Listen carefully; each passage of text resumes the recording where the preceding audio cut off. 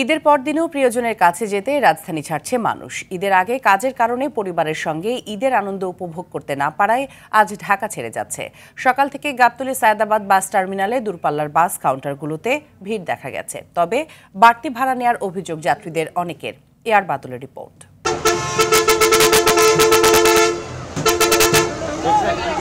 অনেকে পথের ভোগান্তি আর যানজট এড়াতে ঈদের পরদিনও গ্রামে ফিরছেন প্রিয়জনের সাথে উৎসবে অংশ নিতে। রাজধানীর সায়েদাবাদ, গাবতলী ও মহাখালী সহ বিভিন্ন বাস টার্মিনালে ঘরমুখো মানুষের ভিড় দেখা যায়। ঈদের পরে আজকে ঈদের পরে আর কি যাত্রী একটা চাপ আছে 300 টাকা। দ্বিতীয় দিন হলেও গ্রামের সবার সাথে ঈদের খুশিতে সামিল হতে পারবেন এমনটাই চাওয়া এসব যাত্রীদের। আমরা মামার শ্বশুর বাসা কুমিল্লা বেড়াতে যেতেছি আর কি, কোনো জায়গায় যাওয়া হয় না তো, ঢাকা শহরে থাকি তো, শহর থেকে আমরা গ্রামে আর কি দেখতে যেতেছি অনেক প্রাকৃতিক সৌন্দর্য, বাংলাদেশের যে সৌন্দর্য আছে। জামজাটটার জন্য মনে করলাম ঈদের দ্বিতীয় দিন যাবো, এখন তো দেখা যায় ওই একই অবস্থা, আবার ভাড়াও একটু বেশি চাইতেছে। একমাত্র ওয়ালটন এসি দিচ্ছে 1 বছরের রিপ্লেসমেন্ট গ্যারান্টি এবং কম্প্রেসারের 10 বছরের গ্যারান্টি।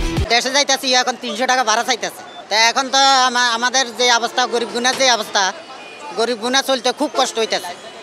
আমাদের বেতন, ড্রাইভারদের বেতন হচ্ছে 15 থেকে 16,000 টাকা, নিম্নে 20,000 টাকা বেতন। তাতে ঘর ভাড়া দিয়া আমাদের বউ ভোলামান্যা লেখাপড়া খরচ, নিজের চলা খরচ হয় না। তবে দূরপাল্লার এসব বাসের যাত্রীদের অভিযোগ, স্বাভাবিক সময়ের তুলনায় বেশি ভাড়া নিচ্ছেন বাস কাউন্টারের টিকিটম্যানরা।